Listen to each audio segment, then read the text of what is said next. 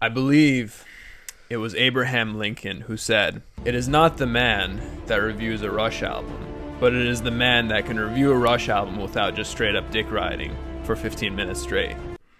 That's pretty I think impossible. it was Abe Lincoln. It was in the Gettysburg Address. He actually named the Gettysburg Address after Geddy Lee. Oh, yeah, that's a good point. That's why you got to pay attention in history class. And then John Wilkes Booth was not a Rush fan. No, he was more of a Doors fan. So. Oh. Yeah. Anyway, if you didn't see our Permanent Waves review, go see it now. We have a long history. We have a long lineage of Rush fandom in the family. So I have most of the Mercury era here on vinyl, thanks to my father, who had all the vinyls. This is straight up from '76, as you can probably tell by the condition of the of the vinyl. The other stuff is in pretty good shape, but we have all the other ones, so let us know if you want to see some of those vinyl reviews. We'll open that up at the end of the video. Let's get into the actual album itself. This was the make or break album for the greatest band in history. This was fresh off of their gem of a project, Caress of Steel, and the label's like, if you give us any of this shit again, you're done. Mm-hmm. So then they dropped 2112 and they just fell out of their seats. That kind of allowed them to do everything they've always wanted to do and release just gold after that. Everything after that they released, I think, was fantastic. Oh my God, yeah. Even some of their lower tier stuff that people forget about, like Presto and stuff, there's still some gems on that. And we'll start with, of course, the first track, 2112. Yeah, 2112 is definitely historically a staple. If it wasn't for this album, they might not have been able to launch their continuously good albums after it, because and we never would have won the Civil War. Yeah. When you have a story like this, not a lot of bands do that. It's like a song about drugs and love and drugs. First couple listens, you're not really going to pick up on the story. You're just going to be like, oh, this is a cool song. I'm there right now, so if you want to actually tell me the story. So I can tell you the story. Basically, it's about the year 2112, which is what the first chapter is about. Then the Temple of Syrinx, which is part 2 of that song, is about basically they're in a federation, and the Temple of Syrinx is like the religion that rules everything. They condone like any type of expression. You have to think that the way they think, or else you're bad, like some people do today. Part 3 is discovery with the tuning of the guitar. From what I got from the lyrics is that he discovered what a guitar was, and he's plucking it and trying to figure out what it is. Music has a way of reaching out to people, and it's a form of expression. Presentation, which is chapter 4, he brings it to the priests, and he's like, yo, check out this sweet ass guitar I just found. And then they're like, fuck this guitar, and they break it. And they're like, this is not allowed, you're not allowed to have a guitar. In the dream, he goes to sleep and he dreams about in the past where you could express yourself. Neil did most of this when he came up with it. So it was also a jab at the record company, because remember, like, Caress of Steel, and they were like, this is trash. So it's a mockery of them, like, you can't express yourself unless we want you to, because of the musicianship, because of the story, and how this was the first song ever written of all time. And Rush invented music when this song was released. Yeah, I have no choice but to give it a 10. So I was worried you were going to give it any less. I just got an OBX emulator, and I found the patch that he used at the beginning, the sound that he makes, and I just, it was a hard slap of the nut button when I discovered that. The intro builds up. It kind of gives you like a high budget Zeppelin on steroids feel. What I always admired about Rush is how well Geddy and Alex's not just playing goes together, but the way they write music together just works so flawlessly, and it's not like one drowns out the other. The unfortunate part about that kind of makes Alex Lifeson underrated, because no one really appreciates how talented he is, because it's like you got them both going at the same time. People criticize Geddy's voice, especially on this one, but I think that for this song, it really works. The high energy matches the instrumental, so even if he does have that kind of high-pitched shrill voice, it still works with it. It's kind of like if you put some distortion on a rock organ. That's how I kind of look at it. You've pretty much covered like everything that I had in my notes here, so I gotta dig. Rock is all about just banging the drums. It's about the speed, it's about the technique, but it's pretty much most of the time the same levels of intensity that you hit the drums with. But I think what was special about Neil is that he kind of incorporated, even before his buddy Rich lessons, the little elements of jazz, the soft hits, the softer things here, which is funny because if you actually look at him play, it looks like he's just trying to beat the shit out of the drums. It does, right? But he plays it so beautifully, and I think that's what makes him so legendary. This was the song that invented music, so I have no other choice but to give it 10 out of 10. Any Rush fan that has thoroughly listened to this song and gives it less than a 10, or any person who doesn't give it a 10, period.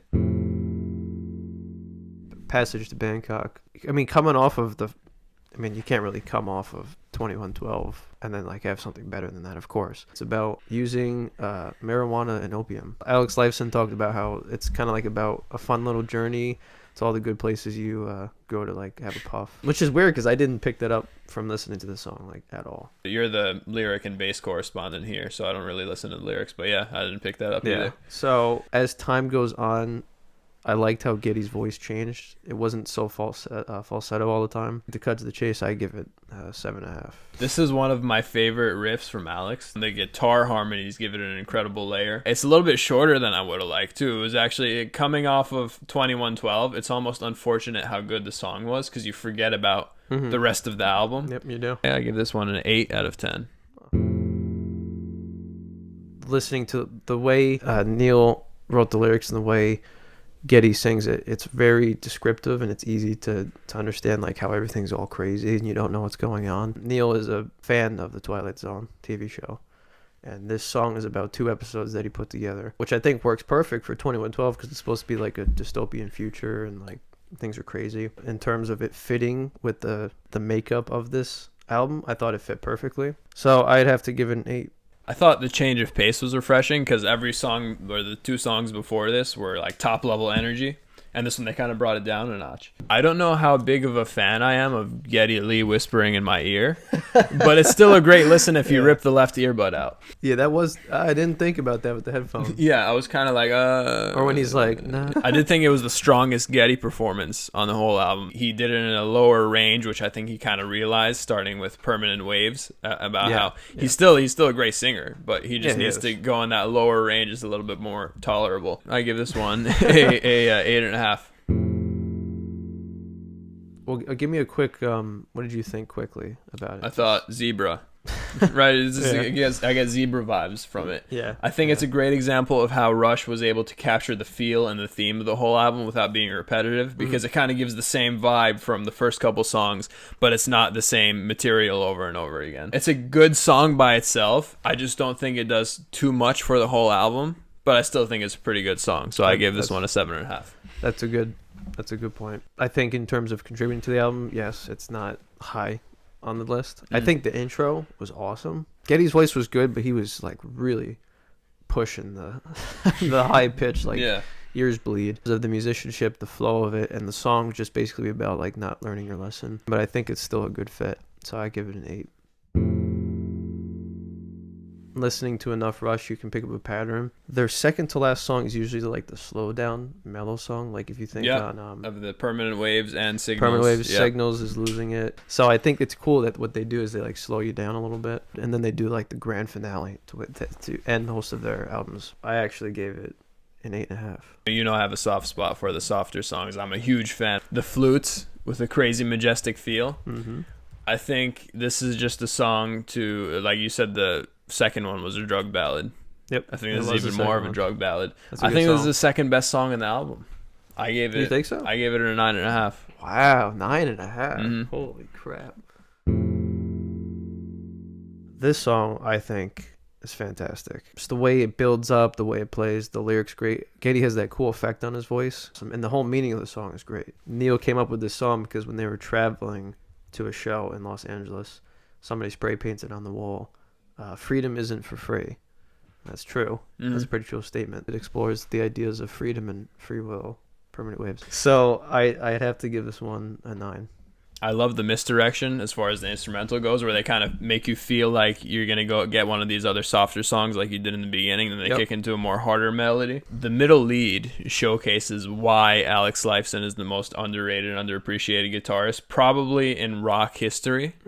It's kind of like with Drugs You Should Try It. It's like if everyone kind of unanimously agrees that this is underrated, Does that still make it underrated? Oh, that's true. That's question of the day. The instrumental, along with the message, I think makes this one of the stronger closers in Rush history, which I think is really saying something because they always like to close on a high note. Mm-hmm. So Geddy's voice, I thought, was kind of the biggest issue on this whole thing. Yep. I think this is really where he kind of tried to do a little bit too much with the high pitched, which is a shame because the instrumental is fantastic, and obviously Geddy Lee's Is he the greatest bass player of all time? He's definitely up there. Yeah. I can't see anybody that's better than So him. he makes up for it in that department. I give this one a 7.5. It's the moment we've all been waiting for. Then we'll go over it's already falling out of the package. This is going to deteriorate while we're trying to show this. This is one of my favorite album covers of all time.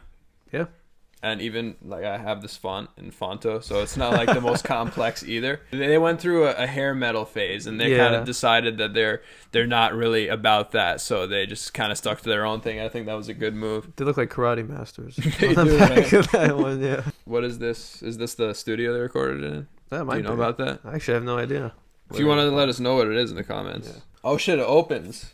All right. Oh, that's cool. We got... Cool. All the lyrics on the right in red? All the lyrics. We got... I think there's more on the... It's another sleeve? No, it's just tearing apart. Okay, let me not do that. More Country Bumpkin. Alex Lifeson. Neil... I think this is honestly Neil's best look. This is the most iconic look. And then he, like, cut his hair, and then he started wearing that cap. Like, all the time. I don't know why. Geddy has kind of looked the same for, like, the last 40 years. Yeah, he's never changed. And the legendary Starman, of course. Fun fact. I don't know did I talk about this? How I don't think so. The guy who designed Rush's, I think almost all of Rush's albums at least, also designed Maiden's X Factor cover. Oh. And all Dream Theater covers, Octavarium and After. So that's quite a legendary career. He's still in business. Yeah, he's kicking it. He even did Distance Over Time. That's a cool the same cover. Guy. So once again, we have pretty much all the Mercury era. So if you want to see any of those vinyls, let us know in the comments. Do you have Hemispheres? I do have Hemispheres. Ooh, I have Hemispheres, Farewell to Kings. I've been very clear what I think makes a 10 on this channel. I think we're talking top Lil Pump. Lil Pump. I think we're talking top 10 artists, and we're talking top 3 works from those artists. This normally for any other band would be a 10 out of 10, but since Rush just has so much nut button worthy stuff in their discography, I gave this one a 9 out of 10. The way it launched the career, their ingenuity, musicianship, just the whole thing is just like definitely nut button. Right here. 9.5 out of 10. 9.5. You took my advice. I did. That's a good wise move.